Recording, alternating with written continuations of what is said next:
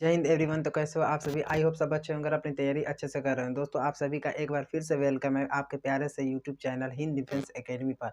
तो जैसे दोस्तों हम लोगों का मॉक टेस्ट चल रहा था कोस्ट गार्ड जीडी का, टेक्निकल मैथ का, जो कि हम लोगों ने 6 मॉक टेस्ट कर चुके हैं। और आज के इस सेशन में हम लोग कोस्ट गार्ड जीडी का मॉक टेस्ट 7 करेंगे दोस्तों। यानी कि 6 मॉक टेस्ट हम लोगों ने खत्म कर लिए, फिनिश कर लिए। उसमें जो भी इंपॉर्टेंट क्वेश्चन है उन सबको कर लिए बाई कॉन्सेप्ट, समझते हुए, कॉन्सेप्ट क्लियर करते हुए। तो आज के इस सेशन में हम लोग करेंगे दोस्तों लेक्चर नंबर 7, या फिर हम ऐसे बोल सकते हैं मॉक टेस्ट 7। तो आज मॉक टेस्ट 7 में यानी कि जो भी क्वेश्चन है उन सबको डील करेंगे वन बाय वन। तो आप तो बिना दोस्तों टाइम वेस्ट किए आज के सेशन को स्टार्ट करते हैं। तो आपका पहला क्वेश्चन क्या है दोस्तों? यदि एफ एक्स बराबर 3 साइन एक्स और 5x बराबर कोस स्क्वायर एक्स, तो एफ प्लस 5 पाई/3 बराबर ज्ञात करना है। यानी दोस्तों आपको एफ एक्स दिया था, तो यहाँ पे एफ एक्स बराबर 3 साइन एक्स है और 5x बराबर क्या, कोस स्क्वायर एक्स है। तो आपको क्या निकालना है? ए प्लस 5 पाई/3। यानी कि दोस्तों इन सबको पाई/3 कर कर जोड़ना है। यानी कि एफ प्लस 5 दिया है दोस्तों, तो एफ का मान क्या है? 3 साइन एक्स है और 5 का क्या है? कोस स्क्वायर एक्स है।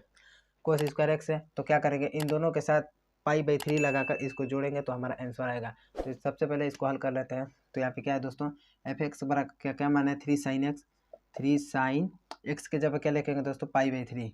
एक्स के जगह लिखेंगे पाई/3 plus cos square. Cos square इसको लिखेंगे पाई/3। एक्स के जगह क्या लिखेंगे? पाई/3। दोस्तों पाई/3 किसका मान? पाई का मान क्या होता है? 180 होता है। इसको 3 से डिवाइड करेंगे तो क्या हो जाएगा? 3 छक 18 यानी कि 60 हो जाएगा। क्या हो जाएगा दोस्तों हम लोग का? 60 हो जाएगा। तो ये यहाँ पे चलिए लिखते हैं 3 इंटू साइन 60 अंश प्लस कोस स्क्वायर 60 अंश। अब दोस्तों साइन 60 का मान क्या होता है? कड़ी में 3/2 होता है। तो चलिए इसको हल कर लेते हैं। 3 इंटू कड़ी में 3/2 हो जाएगा प्लस कोस स्क्वायर 60 का मान क्या होता है? 1/2। इसका स्क्वायर करेंगे तो क्या आ जाएगा? 1/4। 1/4 हो जाएगा। अब इसका हम लोग एलसीएम ले लेंगे, 4 हो जाएगा। तो 2 दूनी के 4, 4 2 दूनी के 4, 2 3 6 कड़ी में 3 प्लस 1, ये हो जाएगा दोस्तों हमारा आंसर। तो आई होप आपको क्वेश्चन समझ में आया होगा। तो चलिए क्वेश्चन नंबर 2 भी देख लेते हैं। तो दोस्तों क्वेश्चन नंबर हम लोग का ट्रू किया है। लिमिट x टेंस टू 0, मतलब क्वेश्चन में 1 प्लस एक्स का पावर 6 माइनस 1 बटा में 1 plus x square, 1 plus x का स्क्वायर। सॉरी दोस्तों यहाँ पे इसका नहीं बल्कि यहाँ पर आएगा स्क्वायर। यहाँ पे दोस्तों एक्स स्क्वायर नहीं है बल्कि 1 प्लस एक्स का स्क्वायर माइनस 1, मजला कोष्टक 1, इसका निकालना है दोस्तों। ये लिमिट का क्वेश्चन है, तो इसको लिमिट को कल से हल करेंगे। कैसे, क्या इसका कॉन्सेप्ट है देख लेते हैं। तो दोस्तों सबसे पहले यहाँ पे x टेंस टू 0 होता है। जो x टेंस टू दिया होता है उसी को हम लोग समीकरण में, उसी को हम फलन में पुट करते हैं। तो यहाँ पे x टेंस टू क्या है? 0 है। यहाँ पे 0 रखेंगे तो 0 प्लस 0 1 हो जाएगा। 1 माइनस 1 क्या हो जाएगा? 0। नीचे भी लिखेंगे 0 मान, तो 1 माइनस 1 क्या हो जाएगा? 0। यानी 0/0 फॉर्म बन रहा है दोस्तों। तो दोस्तों लिमिट में कभी भी, ठीक है, लिमिट में कभी भी आपको 0/0 फॉर्म आता है तो उसको क्या करते हैं? उसका अवकलन करके 0/0 फॉर्म को रिमूव करते हैं। और वो अवकलन कब तक करते हैं? जब तक 0/0 फॉर्म रिमूव ना हो जाए। यानी एक बार में अवकलन करने पर रिमूव हो जाता है तो फिर उसका मान पुट कर देते हैं। अगर उसमें नहीं होता है तो दो बार डेरिवेटिव करते हैं, उसमें हो जाता है। यानी कि हम लोग को प्रोसेस करना है डेरिवेटिव का जब तक कि 0/0 फॉर्म रिमूव ना हो जाए। तो चलिए सबसे पहले इसका अवकलन करते हैं। तो 1 प्लस, सबसे पहले x की पावर n से होता है तो इसका क्या हो जाएगा दोस्तों? 1 6 मल्टीप्लाई में हो जाएगा। 1 प्लस एक्स की पावर क्या हो जाएगा दोस्तों? 5 माइनस क्या हो जाएगा यहाँ पे 0, तो 0 लिखने की कोई जरूरत नहीं है। और इसका क्या हो जाएगा? 2 यहाँ पे मल्टीप्लाई में हो जाएगा और 1 प्लस एक्स हो जाएगा। अब दोस्तों हम लोग यहाँ पे 0 पुट करेंगे तो क्या हो जाएगा? 1 प्लस 0 यानी कि 1 होगा। 1 का कितना भी पावर हो उसका मान 1 होता है। और यहाँ पे 1 प्लस एक्स, यहाँ पे 0 रखेंगे तो 1 प्लस 0 क्या हो जाएगा दोस्तों? 1 हो जाएगा। तो यहाँ पे 1 किसी के साथ भी होता है मल्टीप्लाई में, तो यहाँ पे 1, ये भी 1 हो गया, ये भी 1 हो गया। बट हम लोग का क्या बच गया? 6/2 बच गया। अब इसको 2 से डिवाइड कर देंगे 6 में तो क्या हो जाएगा? 3। ये हो जाएगा दोस्तों हमारा आंसर। तो चलिए आगे के क्वेश्चन भी देख लेते हैं। तो इसी तरह से दोस्तों आज के हमारे सेशन का question number 3 and question number 4 क्या वो भी देख लेते हैं, ठीक है। तो आपको क्वेश्चन नंबर क्या पूछ रहा है दोस्तों? क्वेश्चन नंबर 3 क्या है? y बराबर कड़ी में साइन एक्स प्लस कड़ी में साइन एक्स प्लस कड़ी में sine x dot dot dot dot infinity हो तो dy/dx निकालना है। यानी इतना बार इतना दिया तो हमको क्या निकालना? dy/dx, यानी इसका हमको अवकलन करना है। तो दोस्तों कभी भी कड़ी में रिपीट होता है यानी अनंत पदों, ये अनंत पदों का अवकलन होगा दोस्तों। अनंत पदों का रिपीट होने वाले का अवकलन है। इसका भी कॉन्सेप्ट करा दिया हूँ। अगर कॉन्सेप्ट आपको नहीं समझ में आएगा तो आप चैनल विजिट करके देख लेना, इसका कॉन्सेप्ट पढ़ा दिया हूँ। तो सबसे पहले जब कड़ी में रिपीट होते हैं दोस्तों प्लस में सेम फंक्शन कड़ी में और प्लस के साथ में रिपीट होते हैं इन्फिनिटी तक, तो उनके लिए एक डायरेक्ट फार्मूला क्या है हम लोग का? यदि ऐसे होता है एफ डैश एक्स नहीं सॉरी एफ एक्स प्लस कड़ी में एफ एक्स प्लस कड़ी में F x dot dot dot infinity तक होता है, तो इसके लिए फार्मूला क्या है दोस्तों हम लोग का, इसके लिए फार्मूला है एफ डैश एक्स बटा में 2y-1। इस वाले फार्मूले से इसको कर देते तो हमारा ऐसा निकल कर चला आता है। यानी कि यहाँ पे जो भी फलन दिया होता है उसका अवकलन कर देते हैं और बटा में क्या लिख देते हैं 2y-1। तो चलिए इसी फार्मूले से इसको कर लेते हैं। तो साइन एक्स का अवकलन क्या हो जाएगा दोस्तों, एफ डैश एक्स करेंगे। यहाँ पे साइन एक्स रिपीट हो रहा है, तो साइन एक्स का अवकलन क्या होता है, कोस एक्स होता है। साइन एक्स का अवकलन कोस एक्स और बटा में क्या लिख देंगे 2y-1। 2y-1 ये हो जाएगा दोस्तों हमारा आंसर। ये किससे हुआ दोस्तों, ये ट्रिक से हुआ, लॉजिक से, फार्मूले से हुआ। अब इसको हम लोग एक और इसका रूल होता है जो कि दोनों पक्षों में लॉग लेकर भी हम लोग इसको हल करते हैं। यानी कि जहाँ से रिपीटेशन स्टार्ट होता है उसको क्या मान लेते हैं, वाई मान लेते हैं। उसके बाद दोनों पदों में हम लोग लॉग लेकर इसको हल कर लेते हैं। तो चलिए हमारा आंसर क्या था, cos x बटा में 2y-1। तो चलिए इसको उस रूल से भी देख लेते हैं।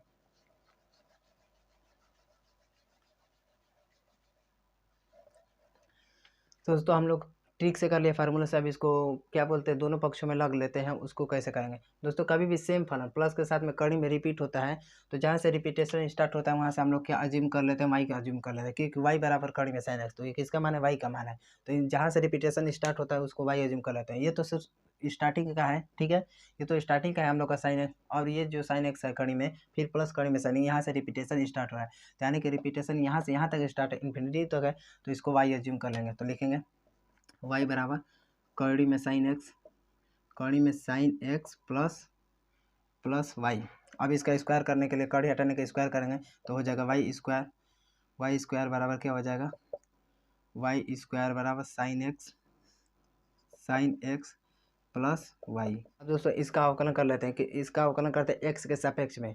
इतना करने के बाद दोनों पक्ष में लॉग लेने के बाद कड़ी को रिमूव करते हैं, उसके बाद इन सब का एक्स के सापेक्ष में अवकलन कर लेते हैं। तो वाई स्क्वायर का एक्स के सापेक्ष में अवकलन क्या हो जाएगा, 2y हो जाएगा। और वाई के एक्स के सापेक्ष में क्या होता है, dy बटा dx, ये हो गया। अब दोस्तों साइन एक्स का अवकलन क्या होता है, cos x होता है। साइन एक्स का अवकलन cos x प्लस वाई का एक्स के सापेक्ष में क्या हो जाएगा, dy बटा dx। और dy बाई dx को इधर लाएंगे तो क्या हो जाएगा 2y माइनस, यहाँ पे हो जाएगा dy by dx minus 2dy by dx minus D by D x, इधर प्लस में इधर आएगा माइनस में हो जाएगा, और डी बाई डी एक्स इसमें से कॉमन कर लेंगे तो क्या बच जाएगा, डी बटा डी एक्स कॉमन करने का 2y- हो जाएगा, 2-1 हो जाएगा हम लोग का। और इधर क्या बचेगा cos x। अब डी बाई डी एक्स हम लोग को निकालना है, डी बाई डी एक्स निकालना है हम लोग को, तो क्या करेंगे, डी बाई डी एक्स के अलावा जो भी है उन सबको बराबर को उधर भेज देंगे। तो यहाँ पे हो जाएगा cos x, डी बाई यहाँ पर 2y माइनस क्या है दोस्तों, इसकी मल्टीप्लाई में इधर आएगा तो क्या हो जाएगा डिवाइड में हो जाएगा 2y-1। ये हो जाएगा हमारा आंसर।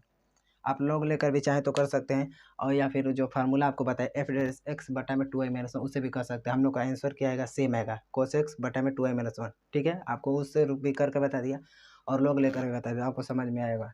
तो चलिए आगे के क्वेश्चन नंबर 4 भी देख लेते हैं। तो दोस्तों इंटीग्रल x⁴ प्लस 1 बटा में x स्क्वायर प्लस 1 dx, यानी इसका हमको क्या करना है दोस्तों, समाकलन करना है। इसका चिन्ह है समाकलन के चिन्ह, इसको हमको समाकलन करना है। दोस्तों कभी भी पावर, दोनों पावर का अंतर होता है, दोनों को जब स्क्वायर में पावर दे देते हैं तो क्या करते हैं, नीचे वाला जो कोष्टक होता है दोस्तों उसको हम ऊपर बनाने की कोशिश करते हैं, यानी एक्स स्क्वायर प्लस 1 को हम ऊपर बनाने की कोशिश करते हैं। तो चलिए इसको क्या कर सकते हैं, पहले देख लेते हैं।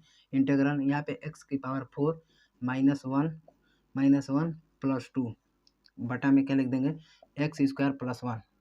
इतना आपको समझ में आया दोस्तों, ये कैसे लिखा है।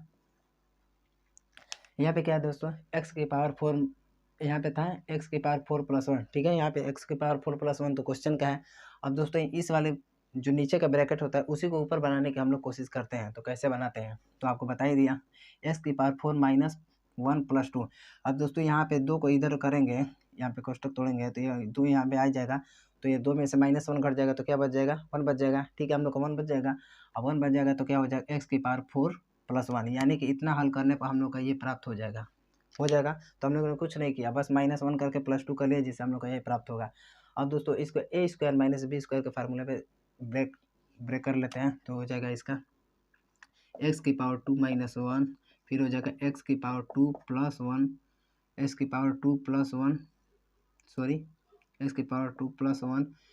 प्लस यहाँ पे 2 हो जाएगा। अब इन x² प्लस 1 को दोनों के ब्रैकेट में, दोनों के नीचे अलग अलग ब्रैकेट में लिख लेंगे, तो यहाँ पे हो जाएगा x² प्लस 1 और इसके बटा में हो जाएगा x² प्लस 1।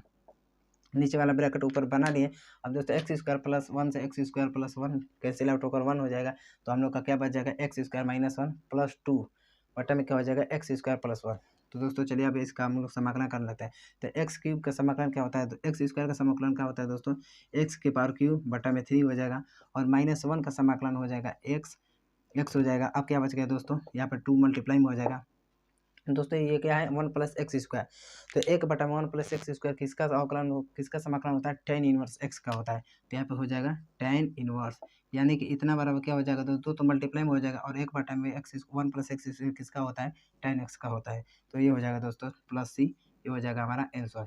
तो आई होप आपको दोस्तों ये क्वेश्चन समझ में आया होगा। अगर क्वेश्चन समझने में कोई क्वेरी रहती है तो आप वीडियो का पीस करके पीछे देख कर भी आप देख सकते हैं। अगर आपको प्रॉब्लम होती है तो, अगर फिर भी समझ में नहीं आता है तो आप कमेंट बॉक्स में पूछ सकते हैं, जिससे हम आपके प्रॉब्लम को सॉर्ट आउट करने की कोशिश करेंगे। तो हम लोग का आंसर क्या हो जाएगा, एक्स क्यूब बटा में 3 minus x plus 2 into tan inverse x, ये हो जाएगा हमारा आंसर।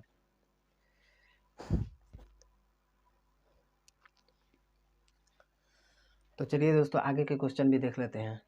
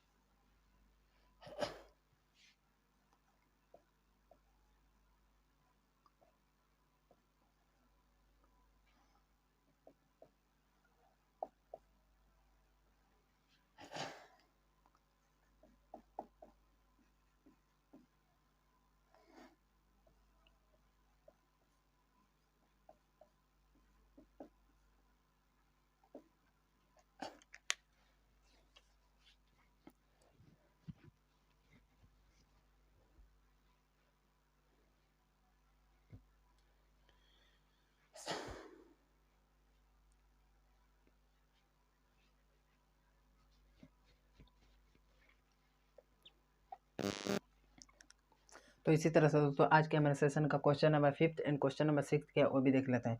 तो दोस्तों आपको क्वेश्चन नंबर 5 में पूछ क्या रहा है, एक कमरे में 8 दरवाजे हैं, ठीक है, कोई कमरा है जिसमें 8 दरवाजे यानी कि 8 दरवाजे हैं, कोई व्यक्ति कितने प्रकार से एक दरवाजे से अंदर जाकर दूसरे से बाहर आ सकता है। यानी कि दोस्तों एक रूम है, उसमें क्या है, दरवाजे कितने हैं, डोर कितने हैं, नंबर ऑफ डोर है 8। तो एक व्यक्ति उस नंबर ऑफ दरवाजे कितने 8 हैं, तो उन 8 दरवाजों में से कितने प्रकार से एक दरवाजे से अंदर जाकर दूसरे से बाहर आ सकता है। तो आपको दोस्तों ये क्वेश्चन पहले समझना होगा बोल क्या रहा है। दोस्तों इसमें एक प्रतिबंध है आपका, पहले तो आठों दरवाजे से अंदर जा सकता है, लेकिन ये क्या फिर बोल दिया है प्रकार से एक दरवाजे से अंदर जाकर दूसरे से बाहर आ सकता है, यानी कि जिससे जाएगा उससे उसको बाहर नहीं आना है, ये प्रतिबंध सवाल में बोल रहा है। यानी कि 8 दरवाजे हैं उसको अंदर जाने के, और वो एक दरवाजे से अंदर जाकर दूसरे से बाहर आ सकता है, लेकिन जिससे गया है उससे बाहर उसको निकलना नहीं है। तो जाने के दरवाजे के जाने दरवाजे से जाने के कितने उपाय है पहला 8 है, लेकिन बाहर आने के कितने हो जाएंगे 7, क्योंकि जिससे गया उससे उसको वापस नहीं आना है। तो जाने के टोटल नंबर कितने हैं 8 हैं, और बाहर आने के लिए क्या हो जाएंगे 7, क्योंकि जिससे गया उससे नहीं आना है, तो आने के दरवाजे 7 ही ना बचेंगे, और जाने के तो 8 उसका दरवाजा है ये है। तो इसका क्या हो जाएगा, इसको मल्टीप्लाई कर देंगे तो हो जाएगा 56, 8 7 56, ये हो जाएगा दोस्तों हमारा आंसर। ये दोस्तों TNC का कौन क्वेश्चन है, परमुटेशन कॉम्बिनेशन, जिसको हम हिंदी बोलते हैं क्रमचय संचय, उसका क्वेश्चन है। इसका कॉन्सेप्ट कराऊंगा, बस आपका एक बार एग्जाम होने दीजिए, उसके बाद इन सब का कॉन्सेप्ट का निचोड़ करेंगे।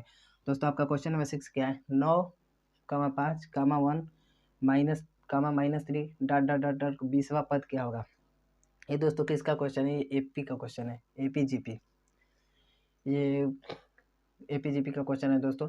तो आपका क्वेश्चन नंबर 6 में पूछा गया 9,5,1 -3 डॉट डॉट का 20वां पद होता है। तो इसका 20वां पद क्या होता है दोस्तों, A + 9D 19D। 20वां पद निकालने, जितना पद पूछता है A+ उतने पद में से एक माइनस करके इंटू D लिख देते हैं। तो 20वां पूछा है तो A+ 20 से कम क्या होगा 19 इंटू D। तो सबसे पहले A निकालेंगे हम लोग। तो A क्या होता है दोस्तों, जो प्रथम पद होता है वही A होता है। तो A बराबर क्या हो जाएगा 9, और D निकालेंगे तो D क्या होता है हम लोग का दोस्तों, सर्वांतर होता है। तो D निकालने के लिए इसमें से इसको यानी कि दूसरे में से फर्स्ट को माइनस करते हैं। तो D बराबर क्या हो जाएगा 5 माइनस 9 बराबर क्या हो जाएगा -4, यानी कि D बराबर हम लोग का क्या आ गया 4 और A बराबर 9। हम लोग को किसकी ज़रूरत है क्वेश्चन को हल करने के लिए, A और D की ज़रूरत है। तो 20वां पद क्या होता है A + 19D। तो A का मान क्या है दोस्तों 9 है, ठीक है। A का मान क्या है हम लोग निकाले थे 9 है, और D का मान क्या है हम लोग का -4 है, ठीक है। तो यहाँ पे हो जाएगा 19 गुणे -4। तो 19 का इसको क्या कर देंगे, इसमें मल्टीप्लाई कर देंगे, -4 आएगा सॉरी। तो 19 चौक 76 हो जाएगा, 9 प्लस यहाँ पे सॉरी माइनस होगा क्योंकि -4 है प्लस 19 है। तो 19 चौक 76 हो जाएगा, -76, 9 + 76, इसको मल्टीप्लाई कर देंगे, इसमें से घट जाएगा तो क्या बच जाएगा 76 है तो 67 हो जाएगा, -67। ये हो जाएगा दोस्तों हमारा आंसर। क्या आ जाएगा हम लोग का -67। तो चलिए आगे के क्वेश्चन भी देख लेते हैं। तो इसी तरह से दोस्तों आज के हमारे सेशन का question number 7 and question number 8 क्या है वो भी देख लेते हैं। तो चलिए क्वेश्चन नंबर 7 सबसे पहले देखते हैं। समीकरण 7x² - 12x + 18 बराबर 0 के मूलों का योग एवं गुणा का अनुपात होगा, ठीक है। आपका क्वेश्चन है, यानी कि इतना समीकरण दिया है, इसमें मूलों का योगफल और मूलों के गुणनफल का हम लोग को क्या निकालना है, अनुपात निकालना है, रेशियो निकालना है। तो सबसे पहले दोस्तों इस समीकरण से हम लोग क्या करेंगे, मूलों का योगफल पहले निकाल लेते हैं। तो मूलों का योगफल क्या होता है दोस्तों, अल्फा प्लस बीटा बराबर क्या होता है -b अब बटा में a, -b बटा में होता है। तो b का मान क्या है दोस्तों, यहाँ पे -12 है, अब माइनस पहले से है तो माइनस माइनस मल्टीप्लाई होकर क्या हो जाएगा प्लस हो जाएगा, तो +12, और a का मान क्या है 7। तो हो जाएगा आपका मूलों का योगफल क्या हो जाएगा दोस्तों, ये योगफल है, योग क्या होगा 12/7, और मूलों का गुणनफल क्या होता है अल्फा इंटू बीटा बराबर C/A। यहाँ पे C क्या है दोस्तों 18 है, और A का मान क्या है 7। ये क्या होगा हम लोग का गुणा, यानी कि मूलों का योगफल निकाले और मूलों का गुणनफल हम लोग निकाले। तो हमको क्या निकाला है क्वेश्चन में दोस्तों, मूलों का योग एवं गुणा का अनुपात होगा। तो सबसे पहले योग और गुणा का अनुपात, तो योगफल क्या हम लोग का आया था 12/7, और गुणनफल हम लोग का क्या आया था 18/7। 18/7 यहाँ पे दोस्तों 7 से 7 कर कैंसिल आउट होकर 1 हो जाएगा, तो क्या बचेगा हम लोग का 12/18। इसको 6 से मल्टीप्लाई 6 से डिवाइड कर देंगे, तो 6 दूना के 12 और 6 3 18। तो हो जाएगा दोस्तों हम लोग का इसका अनुपात क्या हो जाएगा, इस समीकरण का अनुपात, इस समीकरण में मूलों के योगफल और मूलों के गुणनफल का अनुपात क्या हो जाएगा 2/3, ठीक है। यानी कि 2/3 हम लोग का आंसर हो जाएगा। तो चलिए इसी तरह से क्वेश्चन नंबर 8 भी देख लेते हैं। तो क्वेश्चन नंबर 8 में क्या पूछा है दोस्तों, एक पासे को फेंकने पर अभाज्य, इंग्लिश में बोलते हैं इसको प्राइम संख्या आने की प्रायिकता क्या होगी।